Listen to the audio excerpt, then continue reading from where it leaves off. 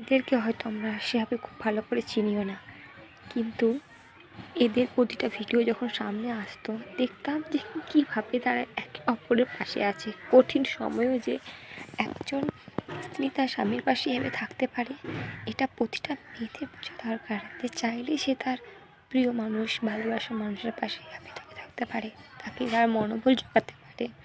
এটাই হলো ভালোবাসার সত্যিকারের ভালোবাসা। কিন্তু এই যে দুজনেই যখন একে অপরের পাশে থাকার চেষ্টা করে থাকতে চায়, ভগবান সেখানে তাদের সাথ দেয় না।